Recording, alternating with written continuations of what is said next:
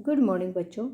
आज की इस वीडियो में हम सोल्व करेंगे हरियाणा एजुकेशन बोर्ड का question paper 2018 set A, set B और सेट सी और सेट डी।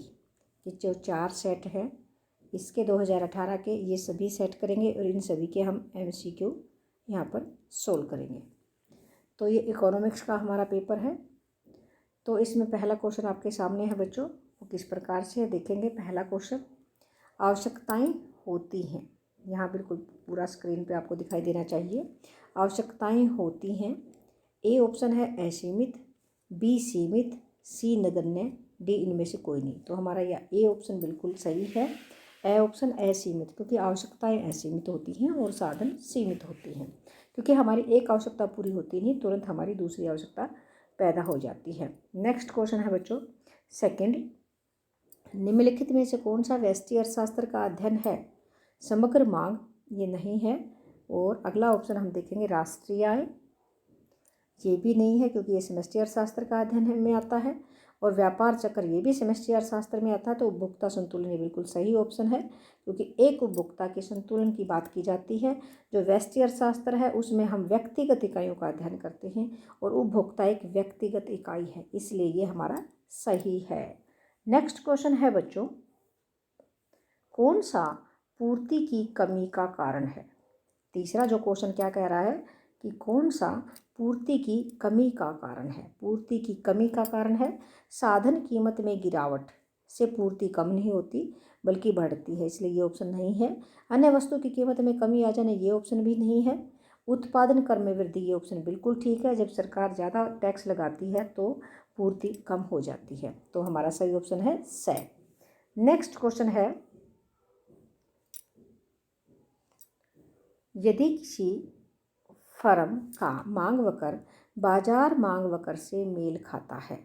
यदि किसी फर्म का मांग वक्र बाजार मांग वक्र से मेल खाता है तो फर्म कीमत अधिकारी ये नहीं है, फर्म एकाधिकारी है। ये बिल्कुल ठीक है, क्योंकि जो एकाधिकारी फर्म होती है वही उद्योग होती है। उद्योग भी वही है और फर्म भी वही है। यहाँ पर उद्योग और फर्म का डिफरेंस खत्म हो जाता है। फर्म बिना सीमा के कोई भी कीमत निश्चित कर सकती है, ये नहीं है। सीमांत आय और औसत आय के बराबर होती, ये भी नहीं है। नेक्स्ट क्वेश्चन हम देखेंगे पांचवा, यहाँ पर विश्व महामंदी का वर्ष है। विश्व महामंदी का वर्ष है। ए ऑप्शन 1927, ये नहीं है। 1929 ये बिल्कुल सही ऑप्शन है, क्योंकि महामंदी जो आई थी 1929 में आई थी बच्चों। और 1931 ये नहीं, 1933 भी नहीं है। तो हमारा सही ऑप्शन है बी ऑप्शन बिल्कुल ठीक है। नेक्स्ट क्वेश्चन है, नेक्स्ट क्वेश्चन आप यहाँ देखेंगे, निम्न में से किसी राष्ट्रीय आय में शामिल नहीं किया जाएगा। घरेलू सेवाएं, इनको राष्ट्रीय आय में शामिल नहीं किया जाता। मध्यवर्ती वस्तुएं, इनको भी शामिल नहीं किया जाता। और हस्तांतरण आय, इसे भी राष्ट्रीय आय में शामिल नहीं किया जाता। तो उपरोक्त सभी यहाँ पर ऑप्शन आएगा कि इनको किसी को भी राष्ट्रीय आय में शामिल नहीं किया जाता। तो द ऑप्शन हमारा बिल्कुल ठीक है। नेक्स्ट क्वेश्चन है, पूर्ण रोजगार संतुलन वह स्थिति है जिसमें A D equal to A S equal to I तथा पाई जाती है। देखिएगा, तथा इनमें नहीं पाई जाती है। क्या नहीं पाई जाती है? अनैच्छिक बेरोजगारी, कम मजदूरी की दर, उत्पादन का कम स्तर या कम आय। बच्चों इनमें अनैच्छिक बेरोजगारी नहीं पाई जाती, तो ए ऑप्शन हमारा बिल्कुल ठीक है। नेक्स्ट क्वेश्चन है हमारे सामने आ रहा है बच्चों, आठवां क्वेश्चन है, निम्न में से कौन सा प्रत्यक्ष कर का उदाहरण नहीं है। यहाँ पर बात आ जाती नहीं है। तो देखो, निगम कर ये तो प्रत्यक्ष कर है, संपत्ति कर ये भी प्रत्यक्ष कर है। आगे हम देखते हैं, सेवा कर ये अप्रत्यक्ष कर है और आय कर प्रत्यक्ष कर है। तो हमारा सही ऑप्शन है स, क्योंकि सेवा कर है जो प्रत्यक्ष कर का उदाहरण नहीं है, यानी कि अप्रत्यक्ष का कर का उदाहरण है। नेक्स्ट क्वेश्चन हम देखेंगे, निम्नलिखित कथन सही हैं या गलत बताइए। नौवां जो क्वेश्चन है, स्थानापन्न वस्तु की कीमत में वृद्धि मांग में वृद्धि का कारण होती है। स्थानापन्न वस्तु की कीमत में वृद्धि मांग में वृद्धि का कारण होती है, बिल्कुल ट्रू है, बिल्कुल सही है। क्योंकि जब स्थानापन्न वस्तु की कीमत में वृद्धि होगी तो मांग में वृद्धि हो जाएगी, ये बिल्कुल सही है। अगला है, समय अवधि जितनी लंबी होती है, नेक्स्ट क्वेश्चन हम देखेंगे 10वां, समय अवधि जितनी लंबी होती है मांग उतनी ही कम लोचदार होती है। ये गलत है, ये फॉल्स है, क्योंकि ज़्यादा समय होगा तो मांग उतनी लोचदार हो जाएगी, इसलिए ये फॉल्स है। नेक्स्ट है, पूर्ति अनुसूची के अंदर स्थित एक विशिष्ट मात्रा पूर्ति कहलाती है। ये गलत है, ये फॉल्स है। क्यों? क्योंकि देखो पूर्ति अनुसूची क्या होती है, कीमत और पूर्ति, सप्लाई। कीमत 1, सप्लाई भी 1, कीमत 2, सप्लाई भी 2, कीमत 3, सप्लाई भी 3। तो देखिएगा यहाँ पर हम मात्रा की बात करेंगे, सप्लाई की मात्रा। तो ये देखो, ये है पूर्ति अनुसूची, कीमत और पूर्ति की मात्रा यहाँ पर दिखाई गई है। अब आपको यहाँ पर क्या देखना है कि हमने यहाँ पर कीमत और ये पूर्ति है। देखो, विभिन्न कीमतों पर विभिन्न मात्रा, विभिन्न कीमतों पर विभिन्न मात्रा को हम पूर्ति कहेंगे, और एक निश्चित कीमत पर निश्चित मात्रा को पूर्ति की मात्रा कहा जाता है। अब आप इसको बिल्कुल ध्यान से दोबारा से देखेंगे बच्चे, यहाँ पर स्पेस कम है लेकिन फिर भी मैं थोड़ा समझाने की कोशिश करती हूँ। पूर्ति अनुसूची के अंदर स्थित एक विशिष्ट मात्रा पूर्ति कहलाती है। ये पूर्ति नहीं कहलाती बल्कि पूर्ति की मात्रा कहलाएगी, इसलिए ये फॉल्स है। अब मैं इसको थोड़ा सा दूसरी साइड ले जाकर स्पेस बढ़ा के आपको समझाती हूँ। देखिएगा बच्चों, पूर्ति अनुसूची क्या होती है, जैसे यहाँ पर हमने पी लिखा और यहाँ पर मात्रा लिखी, सप्लाई लिखी, पूर्ति की मात्रा लिखी। ये जैसे 1, कीमत 2, 3, 4, ये भी 1 किलो केजी में ले लेते हैं, इसको हम रुपीज़ में ले लेते हैं, ठीक है। तो ये 2, 3, 4, जैसे जैसे कीमत बढ़ती है पूर्ति भी बढ़ती है।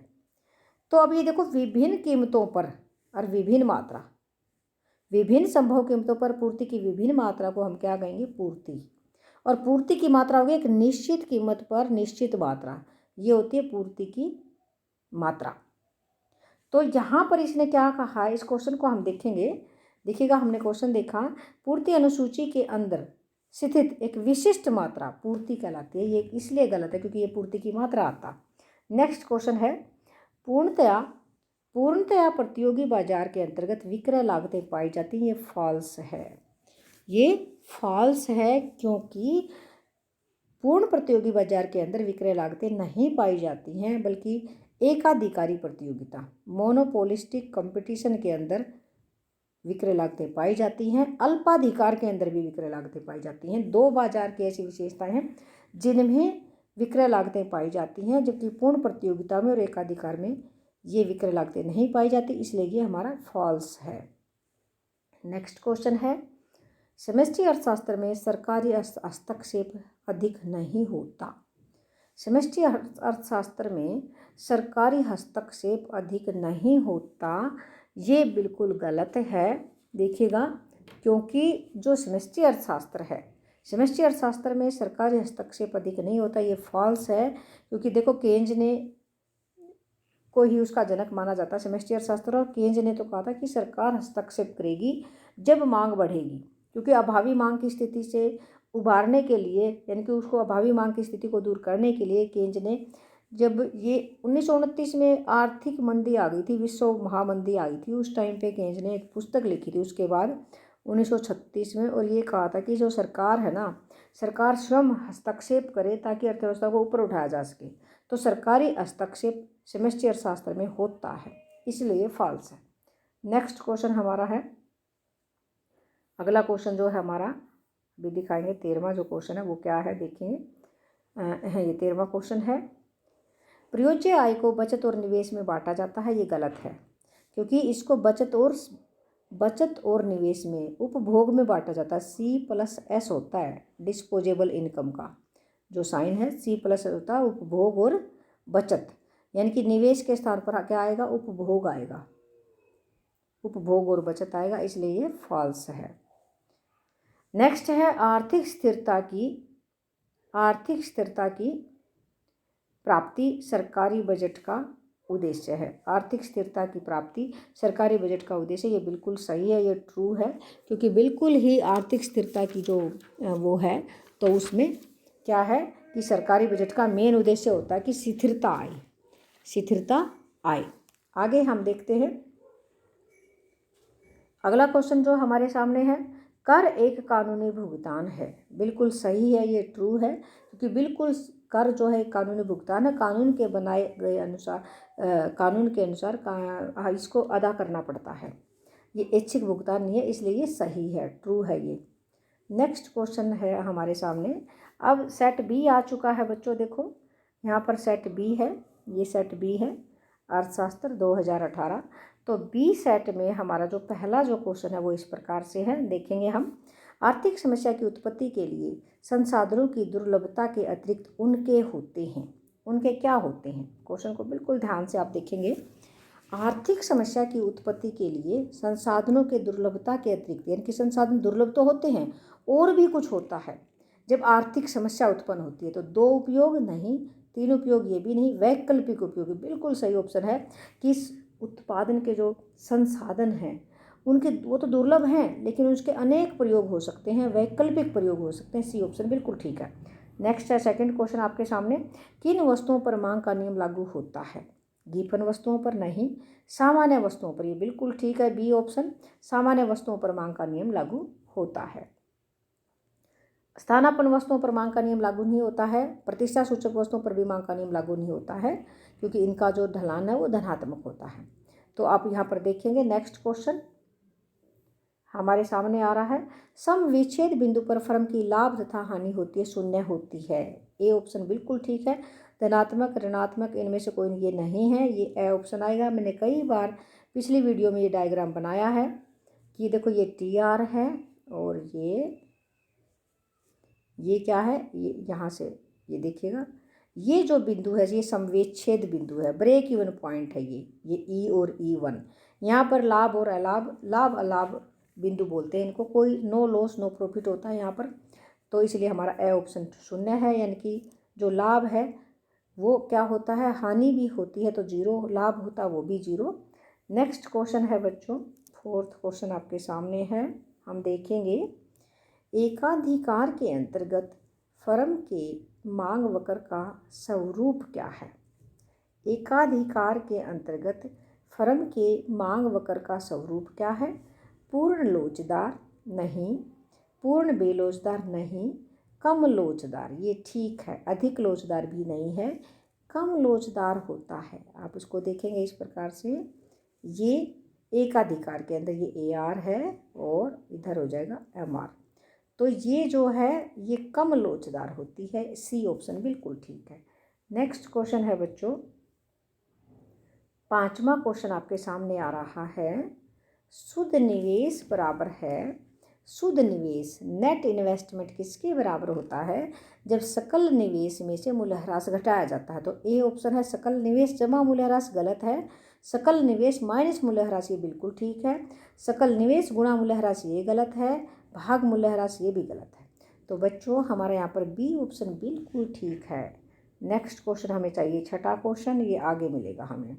अब देखेंगे बच्चों, छठा क्वेश्चन आपके सामने है, ये क्या कह रहा है, इसको हम पढ़ते हैं। निम्नलिखित में से कौन सी विधि राष्ट्रीय आय को मापने की नहीं है?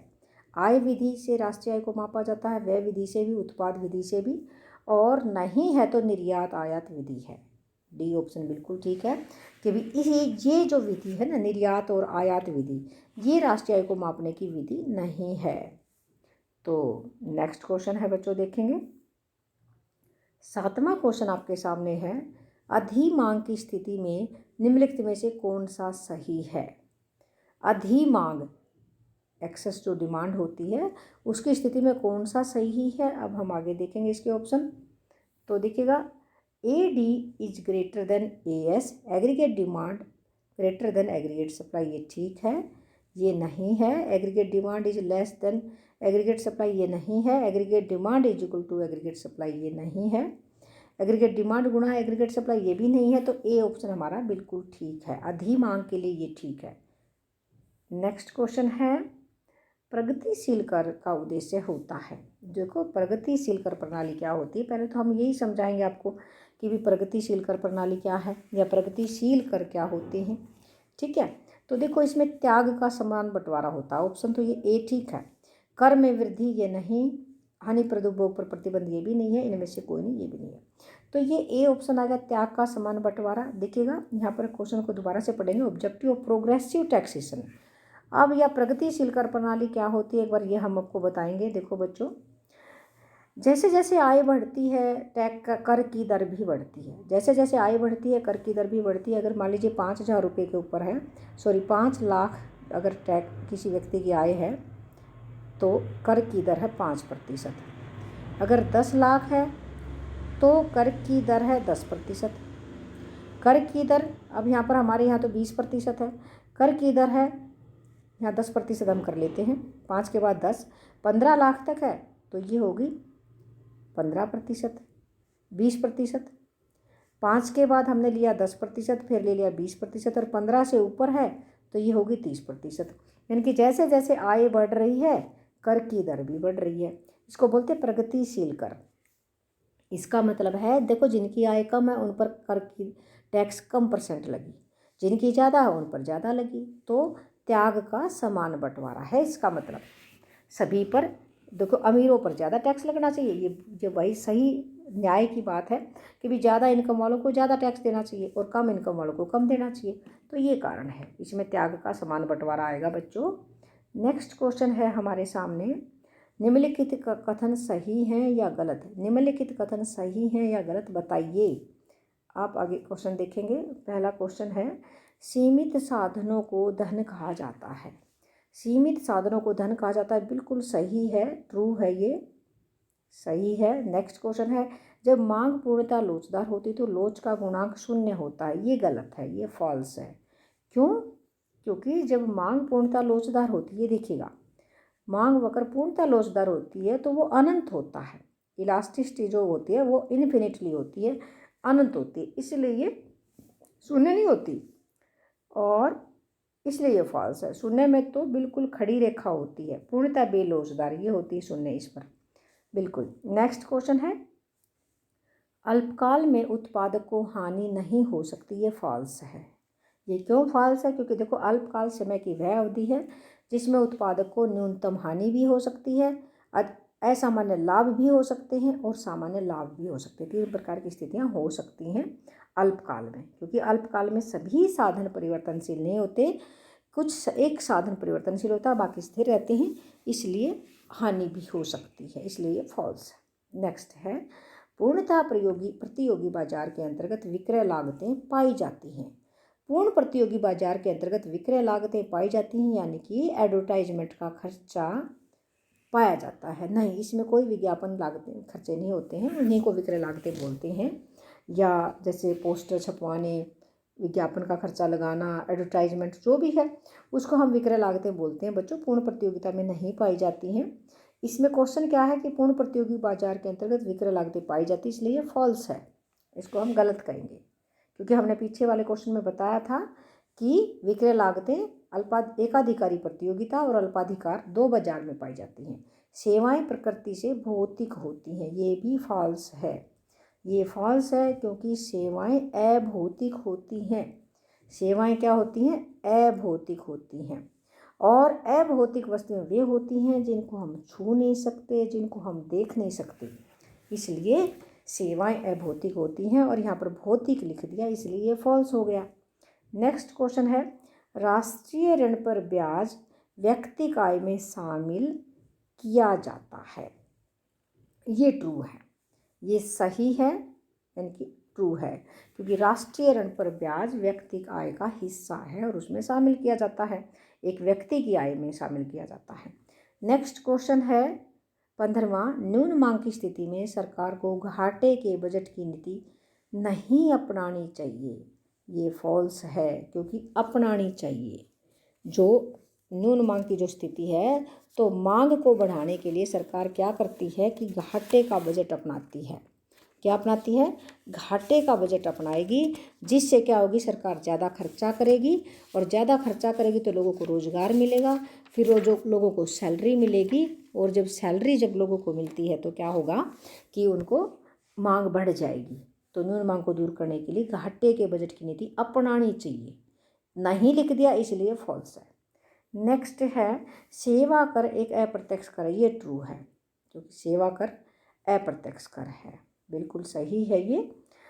नेक्स्ट हम चलते हैं सी सेट की तरफ। अब हम आ रहे हैं, देखो 2018 सेट सी और इकोनॉमिक्स। तो पहला क्वेश्चन आपके सामने है बच्चों, हम देखेंगे पहला क्वेश्चन क्या है। निम्नलिखित प्रश्नों के सही विकल्प चुनिए। तो पहला क्वेश्चन हमारे सामने है, निम्नलिखित में से कौन सा व्यष्टि अर्थशास्त्र का अध्ययन है।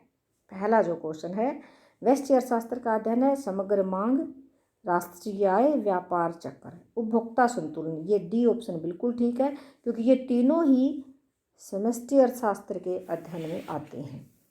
नेक्स्ट क्वेश्चन हम देख रहे हैं, मांग में वृद्धि का कारण है। देखो मांग में जो वृद्धि का क्या कारण है, तो मांग में वृद्धि का कारण क्या है, पूरक वस्तु की कीमत में कमी, ये भी कारण है। नेक्स्ट हम देखते हैं अगले ऑप्शन, उपभोक्ता की आय में वृद्धि, ये भी ठीक है।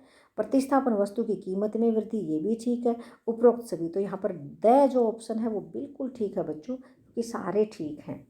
नेक्स्ट क्वेश्चन हम देखेंगे, संतुलन बिंदु वह बिंदु है जिस पर, देखो मैंने पहले भी बताया था, सामान्य लाभ की बात आ जाए, संतुलन बिंदु की आ जाए, तो हमने इक्वल का निशान देखना है, बराबर का निशान हमने ढूंढना है।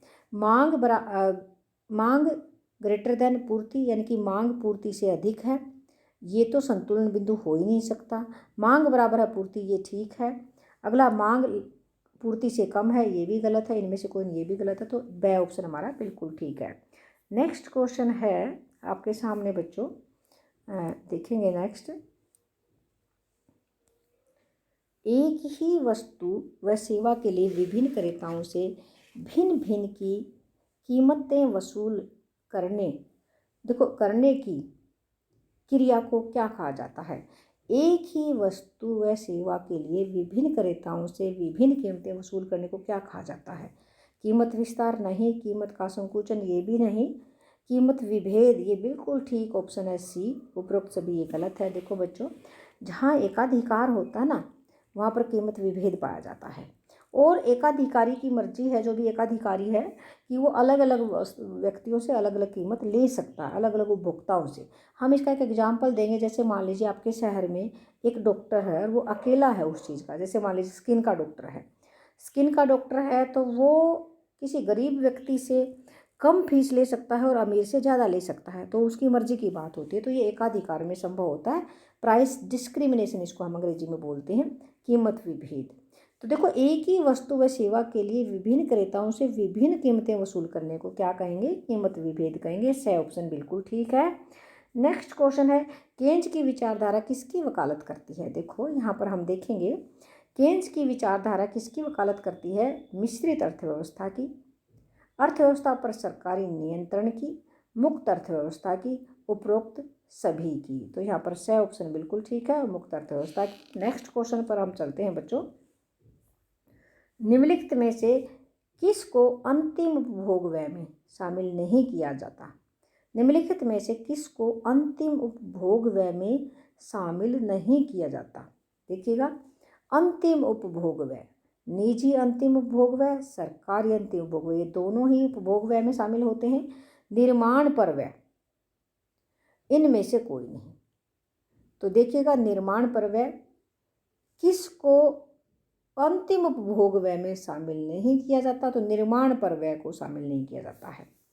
स ऑप्शन हमारा ठीक है। यहाँ पर 7वां क्वेश्चन है बच्चों, यदि सीमांत उपभोग प्रवृत्ति 1 है तो गुणक का मूल्य क्या होगा, या गुणक क्या होगा। ये तो बहुत आसान सवाल है, क्योंकि मैंने पता नहीं कितने सभी क्वेश्चन पेपर में इसको कराया है, तो फिर भी हम आपको कराएंगे। K = 1/1 कर देंगे, क्योंकि MPC के स्थान पर 1 कर दिया हमने, क्योंकि हमें पता है ये फॉर्मूला है। तो 1/1 बराबर है 1/0। तो इसका मतलब क्या होगा, 1 में से 1 जाएगा 0, 0 को 1 से भाग करेंगे तो अनंत, डी ऑप्शन आएगा, यानी कि इन्फिनिटली। तो बच्चों A ऑप्शन 0 ये गलत है, B 1 ये भी गलत है, D 2 ये भी गलत है, तो द ऑप्शन जो है D वो बिल्कुल ठीक है। नेक्स्ट क्वेश्चन हमारा 8वां हमें चाहिए। नेक्स्ट क्वेश्चन है, इनमें से कौन सा प्रत्यक्ष कर है। सीमा शुल्क नहीं, बिक्री कर नहीं, उत्पाद शुल्क नहीं, आयकर। ये बिल्कुल सही ऑप्शन है डी, आयकर। आयकर प्रत्यक्ष कर है, क्योंकि हमने बताया प्रत्यक्ष कर कौन कौन से हैं, आयकर, संपत्ति कर, निगम कर और उपहार कर। ये 4 कर जो हैं ये आय कर हैं, बाकी सब अप्रत्यक्ष कर हैं। ये चारों जो कर हैं ये प्रत्यक्ष कर हैं। नेक्स्ट क्वेश्चन है, निम्नलिखित कथन सही है या गलत है बताइए। देखो बच्चों, क्वेश्चन हम पढ़ते हैं ध्यान से। उत्पादन संभावना वक्र का आकार सीधी रेखा होती है, ये गलत है, ये फॉल्स है। क्यों? उत्पादन संभावना वक्र का आकार कैसा होता है? तो ये नतोदर होता है। आप यहाँ पर देखेंगे, ये है उत्पादन संभावना वक्र PPC, और ये मूल बिंदु की तरफ क्या है? नतोदर। तो इसलिए ये क्या है? फॉल्स है। ओके, नेक्स्ट क्वेश्चन हम देखते हैं। 2 तटस्था वक्र एक दूसरे को काट सकते हैं, ये भी फॉल्स है, नहीं काट सकते। इस प्रकार से ये 2 तटस्था वक्र हैं, ऊपर ऊपर इस तरह से जाएंगे। अगर ये ऐसे कर दिया तो ये गलत हो जाएगा, ये नहीं काट सकते हैं। नेक्स्ट क्वेश्चन है, फर्म को सामान्य लाभ उस समय प्राप्त होते हैं जब वस्तु की कीमत उसकी औसत लागत के बराबर होती है। ये बिल्कुल सही है, ये ट्रू है। क्योंकि देखिएगा, जब सामान्य लाभ को प्राप्त होते हैं, वस्तु की कीमत ये होती है, वस्तु की कीमत P, और ये होती है औसत लागत AC, और यहाँ पर मिलते हैं सामान्य लाभ, इसको टच करते हैं वो। ठीक है, ये ट्रू है। नेक्स्ट क्वेश्चन है, नेक्स्ट क्वेश्चन हम देखेंगे अपना। अभी हमारा 1-2 क्वेश्चन रहता है। तो देखो, एकाधिकार में फर्म तथा उद्योग का अंतर समाप्त हो जाता है, ये भी बिल्कुल ट्रू है। क्योंकि फर्म ही उद्योग होती है, जो फर्म है वही उद्योग होती है, क्योंकि एक ही फर्म है और एक ही उद्योग है। क्योंकि जो उद्योग में देखो, पूर्ण प्रतियोगिता में बहुत सारी फर्में होती हैं, मैनी सेलर, मैनी बायर, लेकिन एकाधिकार में तो एक ही फर्म होती है, और हम ये भी कहते हैं फर्म ही उद्योग है। यहाँ पर अंतर समाप्त हो जाता है, इसलिए ट्रू है। नेक्स्ट क्वेश्चन है, व्यष्टि अर्थशास्त्र तथा समष्टि अर्थशास्त्र में कोई संबंध नहीं है, ये फॉल्स है। बिल्कुल संबंध है, बिल्कुल ही संबंध है। क्योंकि देखो, व्यष्टि अर्थशास्त्र व्यक्तिगत इकाइयों का अध्ययन है, जबकि समष्टि अर्थशास्त्र समूह का अध्ययन है, और एक एक इकाई जुड़ करके ही समूह बनता है। एक एक इकाई जुड़ करके, देखो, एक व्यक्ति का अध्ययन हम करेंगे और पूरे राष्ट्र का अध्ययन करेंगे तो राष्ट्र सभी व्यक्तियों से बनता है। तो इसलिए बिल्कुल संबंध नहीं है, संबंध है, और ये जो स्टेटमेंट है ये गलत है, ये फॉल्स है। नेक्स्ट क्वेश्चन है, लगान, ब्याज तथा लाभ के योग को परिचालन निर्देश कहते हैं। बिल्कुल ठीक है, ये सही है, ये ट्रू है। लगान, लाभ और ब्याज का जोड़ होता है परिचालन अधिशेष, ऑपरेटिंग सरप्लस। बिल्कुल ठीक है, ट्रू है। नेक्स्ट क्वेश्चन है, बैंक दर वह दर है जो बैंक सरकार को ऋण देने पर लेते हैं, ये गलत है।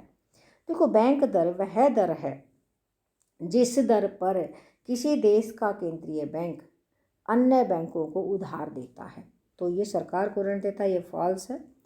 आगे हम चलते हैं। कर एक ऐच्छिक भुगतान है, ये भी फॉल्स है, क्योंकि कर एक अनिवार्य भुगतान है। ऐच्छिक भुगतान है ये नहीं है, बल्कि अनिवार्य, एक अनिवार्य या कानूनी भुगतान है। तो ये आएगा अनिवार्य भुगतान यहाँ पर। तो अब हम देखेंगे नेक्स्ट क्वेश्चन हमारा, नेक्स्ट हमारा सेट आ चुका है। अब हम डी सेट की बात करेंगे। 2018 सेट डी अर्थशास्त्र, और हमारा सेट आ गया डी। तो ये इसका पहला क्वेश्चन आपके सामने है बच्चों, देखेंगे। पहला जो क्वेश्चन है वो ऑब्जेक्टिव टाइप क्वेश्चन हम लेके आ रहे हैं। निम्नलिखित में से कौन सा समष्टि चर है? मांग की लोच नहीं, ये तो हम व्यष्टि अर्थशास्त्र में पढ़ाते हैं। एक वस्तु की कीमत, ये भी व्यष्टि अर्थशास्त्र की बात है। एक व्यक्तिगत इकाई का अध्ययन व्यष्टि अर्थशास्त्र में करते हैं। उपभोक्ता का संतुलन, ये भी व्यष्टि अर्थशास्त्र का है। और द जो ऑप्शन है वो है राष्ट्रीय, ये बिल्कुल ठीक है, ये समष्टि चर है, राष्ट्रीय। नेक्स्ट क्वेश्चन है, नेक्स्ट क्वेश्चन हम देखेंगे। जब मांग वक्र OYX के समानांतर होती है तब मांग की लोच होती है। देखो बच्चों, पहले इसको हम क्लियर कर देते हैं। ये जो मांग वक्र है ओ, देखो ये होती है वाई एक्सिस, और ये होता है एक्स एक्सिस, ये होता O, और ये मांग वक्र है, सीधी खड़ी रेखा। OYX के समानांतर, तो मांग की लोच क्या होगी? देखो बच्चों, इधर होती है प्राइस। इसका मतलब है कीमत कितनी बढ़ जाए, मांग उतनी ही रहेगी, तो इसका मतलब शून्य होगी। मांग की जो लोच है वो क्या होगी? शून्य होगी। अब हम अपने ऑप्शन देखते हैं। देखो, ए ऑप्शन अनंत, ये गलत है। बी ऑप्शन शून्य, ये ठीक है। सी इकाई के बराबर, ये भी गलत है। डी इकाई से कम, ये भी गलत है। बी ऑप्शन हमारा बिल्कुल ठीक है। नेक्स्ट क्वेश्चन चलते हैं बच्चों। सामान्य लाभ तब उत्पन्न होते हैं जब, देखो हम पहले भी बता चुके हैं, जब संतुलन की बात आ जाए या सामान्य लाभ की बात आ जाए तो हमने इक्वल का निशान देखना है। सामान्य लाभ तब उत्पन्न होते हैं जब A R is greater than A C, ये गलत है। A R equal to A C, ये बिल्कुल ठीक है, हमने इक्वल का निशान ढूंढ लिया यहाँ पर। स ऑप्शन है A R less than A C, ये गलत है। द ऑप्शन है T R greater than T C, ये भी गलत है। हमारा बी ऑप्शन बिल्कुल ठीक है, क्योंकि हमने पहले ही बताया हमने इक्वल का निशान ढूंढना है, क्योंकि जब बराबर होंगे सामान्य लाभ होंगे। अब हम देखें तो इक्वल का निशान दिखना। कौन से बाजार के लिए फर्म के लिए मांग वक्र क्षैतिज सरल रेखा होती है, हॉरिजॉन्टल। तो देखिए कौन से बाजार के लिए, तो ये बहुत ही आसान है, क्योंकि देखो जो एक पूर्ण प्रतियोगी बाजार होता है उसमें एक्स एक्स के समानांतर होती है, मांग वक्र एक्स एक्स के समानांतर होती है, ये होती है डिमांड करो, और इसमें ये इस प्रकार से होती है मांग की लोच। लेकिन ये बाजार का नाम पूछा है हमसे, कौन से बाजार में, तो पूर्ण प्रतिस्पर्धा बाजार में होती है, एकाधिकारी में नहीं होती है। एकाधिकारी में तो इस प्रकार से होती है, एकाधिकारी प्रतियोगिता में इस प्रकार से होती है। अल्पाधिकार में किंग की होती है, पहले ऐसे फिर ऐसे, ये किंग की डिमांड करो होता है, मतलब मोड़दार। तो ये बी ऑप्शन हमारा बिल्कुल ठीक है। नेक्स्ट क्वेश्चन हम देखते हैं बच्चों, अंडर विच मार्केट फॉर्म, ये तो हो गया हमारा। नेक्स्ट क्वेश्चन है, निम्नलिखित में से कौन सा प्रवाह चर है। उपभोग, देखो जिसमें समय अवधि आएगी ना वो प्रवाह चर होता है। उपभोग में तो समय अवधि आती है, जब खर्च करते हैं तो टाइम लगता है, ये सही है। धन ये नहीं, ये तो समय के एक निश्चित बिंदु पर मापा जाता है। मुद्रा की मात्रा भी निश्चित बिंदु पर, इनमें से कोई ये नहीं आएगा। ए ऑप्शन हमारा बिल्कुल ठीक है। नेक्स्ट क्वेश्चन है छठा क्वेश्चन हम देखेंगे, दोहरी गणना के फलस्वरूप राष्ट्रीय आय का डैश। अब हम ऑप्शन देखेंगे, अत्यधिक अनुमान लग सकता है, ये बिल्कुल ठीक है, क्योंकि ज़्यादा ही अनुमान लगेगा, ज़्यादा बार गिनती होगी। तो देखो दोहरी गणना की समस्या का मतलब है एक ही वस्तु की गिनती एक से ज़्यादा बार की जाए, उसको कहते हैं दोहरी गणना। और ज़्यादा बार की जाएगी तो अत्यधिक अनुमान लगेगा, अल्प अनुमान तो लगेगा नहीं, सही अनुमान भी नहीं लगेगा। तो ये सही ठीक नहीं है, तो ए ऑप्शन हमारा ठीक है। नेक्स्ट क्वेश्चन है, केंज के अनुसार ए डी तथा ए एस की समानता हो सकती है। देखो केंज क्या कहता है, देखो परंपरावादी अर्थशास्त्री तो ये कहते थे कि हमेशा पूर्ण रोजगार पाया जाता है, A D equal to A S, जहाँ बराबर है हमेशा पूर्ण रोजगार पाया जाता है। लेकिन केंज के अनुसार ए डी तथा ए एस की समानता हो सकती है अल्प रोजगार की स्थिति में भी। कब हो सकती है, अल्प रोजगार की स्थिति में, यानी कि बेरोजगारी पाई जा सकती है। तो ये यहाँ पर ए ऑप्शन बिल्कुल ठीक है। नेक्स्ट क्वेश्चन हम चलते हैं बच्चों, स्फीतिक अंतराल निम्नलिखित में से किसका माप है। स्फीतिक अंतराल, न्यून मांग, निवेश प्रवृत्ति, अधिमांग, बचत प्रवृत्ति। स ऑप्शन बिल्कुल ठीक है, ये स्फीतिक अंतराल है। ये हम आपको थोड़ा सा बताएंगे, सिखाएंगे, इसमें देखेंगे। देखो बच्चों स्फीतिक अंतराल क्या होती है, जब अधिमांग होती है तो स्फीतिक अंतराल होता है। इन्फ्लेशनरी गैप इसको हम बोलते हैं। इसको मैं एक चित्र के द्वारा आपको समझाऊंगी, बहुत अच्छे तरीके से देखेंगे आप। ये देखो बच्चों, एक अर्थव्यवस्था है और उसमें इस प्रकार से पूर्ति वक्र मैं उनका बना देती हूँ, और ये है एग्रीगेट सप्लाई। ये क्यों आया, क्योंकि यहाँ पर एम श्रमिक हैं, पूरी अर्थव्यवस्था में ओ से एम तक श्रमिक हैं, ये एक्स एक्सिस है, और ये एम तक श्रमिक हैं। लेकिन ये क्या है, एग्रीगेट सप्लाई है, और जो एग्रीगेट जो डिमांड है ना वो ये है, ये एग्रीगेट डिमांड वक्र है और ये एग्रीगेट सप्लाई है। तो ये देखिएगा, ये एग्रीगेट सप्लाई और एग्रीगेट डिमांड, यहाँ पर हम देख रहे हैं कि मांग का अभाव है। जितनी मांग चाहिए पूर्ण रोजगार के लिए, ये पूर्ण रोजगार संतुलन है, AD1, ये पूर्ण रोजगार संतुलन है। ई बिंदु पर E1 पर पूर्ण रोजगार है, और मांग बढ़ जाती है तो ये अति पूर्ण रोजगार संतुलन, क्योंकि पूर्ति सीधी चली गई। तो ये जो है E2 पर अति पूर्ण रोजगार, मतलब यहाँ पर क्या, क्योंकि सप्लाई तो M तक थी, इससे ज़्यादा ये यहाँ पर N तक श्रमिकों को काम मिला, ये है अल्प रोजगार संतुलन, ये पूर्ण रोजगार संतुलन, ये अति रोजगार संतुलन। तो देखो जितनी मांग की जरूरत है मांग उससे ज़्यादा है, यहाँ पर E2 पर मांग ज़्यादा है। तो ये जो गैप है ना, ये स्फीतिक अंतराल, इससे महंगाई आएगी, क्योंकि रोजगार तो मिला नहीं, रोजगार तो पूर्ण रोजगार हो चुका है M श्रमिकों तक, उसके बाद सिर्फ मांग बढ़ रही है, मांग बढ़ेगी पूर्ति कम होगी तो कीमतें बढ़ेंगी, इसको बोलते हैं स्फीतिक अंतराल। तो देखो किसका माप है, जब मांग ज़्यादा, अधिमांग का माप है। ये आपको क्लियर हो गया होगा। नेक्स्ट क्वेश्चन है हमारा, अब हम देखेंगे निम्नलिखित कथन सही है या गलत है, बताइए। दुर्लभता वह स्थिति है जिसमें एक वस्तु की मांग इसकी पूर्ति से अधिक होती है। देखो बच्चों, दुर्लभ, मांग ज़्यादा हो और पूर्ति कम हो तो दुर्लभ ही होगी वस्तु। दुर्लभता वह स्थिति है जिसमें एक वस्तु की मांग इसकी पूर्ति से अधिक है। हाँ, दुर्लभ हो जाएंगी तो ट्रू है ये। नेक्स्ट क्वेश्चन है हमारा, आगे हम देखेंगे नेक्स्ट क्वेश्चन। नेक्स्ट क्वेश्चन यहाँ पर हम देख रहे हैं, ये हो गया हमारा 9th क्वेश्चन, क्लियर हो चुका है, ये सही है। नेक्स्ट है, स्थानापन्न वस्तु की कीमत में वृद्धि मांग में वृद्धि का कारण होती है। ये भी सही है बिल्कुल, क्योंकि जब स्थानापन्न वस्तु की जब कीमत बढ़ेगी ना, जैसे मान लीजिए पेप्सी कोला और कैंपा कोला है, तो एक की कीमत बढ़ेगी तो दूसरी की मांग अपने आप बढ़ जाएगी। ये भी सही है। 11वां क्वेश्चन आपके सामने है बच्चों, देखेंगे 11वां क्वेश्चन। पूर्ति स्टॉक से अधिक हो सकती है। पूर्ति स्टॉक से अधिक हो सकती है, नहीं हो सकती है, ये फॉल्स है। क्योंकि जितना स्टॉक होगा उसी की तो पूर्ति होगी। यानी कि स्टॉक होता है बिना बिका माल और पूर्ति हो बिकने के लिए जो माल तैयार होता है। तो जितना माल तैयार है उसी की तो पूर्ति होगी, उससे अधिक हो ही नहीं सकती, इसलिए फॉल्स है। नेक्स्ट क्वेश्चन है, एकाधिकार में फर्म तथा उद्योग का अंतर समाप्त हो जाता है। एकाधिकार में फर्म और उद्योग का अंतर समाप्त हो जाता है, ये बिल्कुल सही है। ये बिल्कुल सही है, यानी कि इसको हम लिख देते हैं ट्रू। नेक्स्ट क्वेश्चन है, समष्टि अर्थशास्त्र में सभी प्रकार के योगों या औसतों का अध्ययन किया जाता है। ये भी बिल्कुल सही है, यानी कि ट्रू है, क्योंकि योगों का अध्ययन है, समूहों का अध्ययन है समष्टि अर्थशास्त्र। ये भी बिल्कुल ठीक है। वस्तुओं तथा सेवाओं के निवल निर्यात को घरेलू आय में शामिल किया जाता है। ये है हमारा नेक्स्ट जो क्वेश्चन है। तो देखिएगा, वस्तुओं और सेवाओं के निवल निर्यात को घरेलू आय में शामिल किया जाता है। देखो बच्चों, ये तो निर्यात की बात है, निवल निर्यात को तो घरेलू आय में शामिल किया जाएगा, ये सही है, ये ट्रू है।